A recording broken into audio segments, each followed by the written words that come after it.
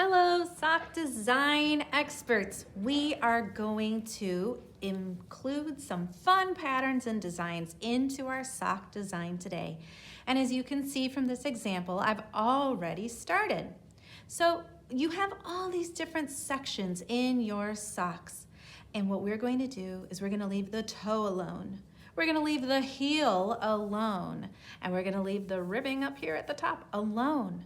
But in all of these different sections that you have, you get to put in a different pattern in every single one of them. You could make a theme. You could do something completely random.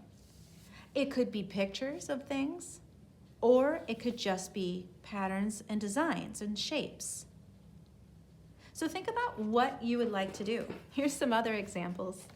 This one has some hearts, little hearts being filled in with some stripes right there, some circles up here at the top.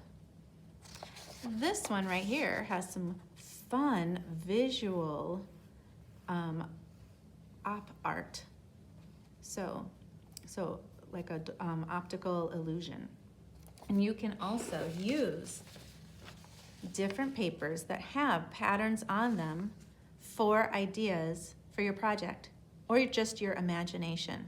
So what I suggest to you is use a pencil to draw the basic idea of your design first. You don't want to just jump in with Sharpie because you may end up with the finished design doing something you don't like and you might want to go back and adjust it later.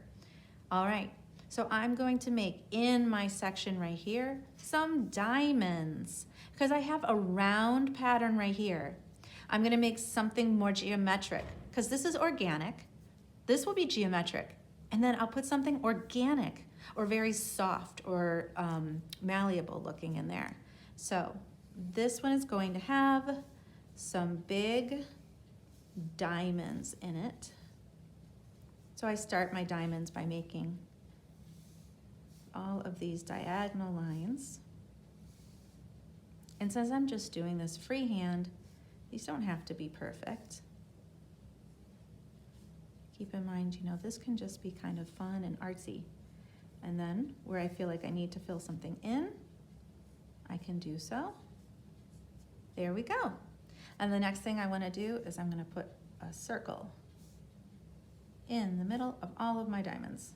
So this is how you go about filling in a design into your area. First, you want to draw the design. Make sure it's included in all the places you want it to be included. See how I have to draw a little part of a design right there? Sometimes you don't see the whole thing. Look at right here. That's where the circle would be, is on that little curly Q. And then once you have that design in there, you can go ahead with your Sharpie and you can trace over your pencil lines just like this. And once you have all of your lines traced, then you can go on to your next section, or you can erase any pencil lines that you feel like you might miss later if you're trying to be really good about making a nice clean design and you feel like you might miss it later, you could do that right when you finish. So there we go. That is the idea. By leaving these circles open like this, I actually provide myself with an opportunity to put color in there later. So I like the idea of having that like there. And then I'm gonna go ahead and do a design in my next section. I would draw it with my pencil first. I'm going to do some big hearts in here, which I'm not going to finish right now, but you get the idea. You can just do some kind of design any way you wanna do it.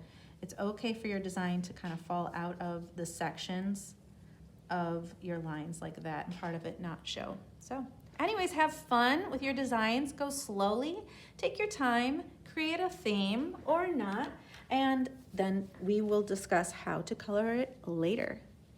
Have fun.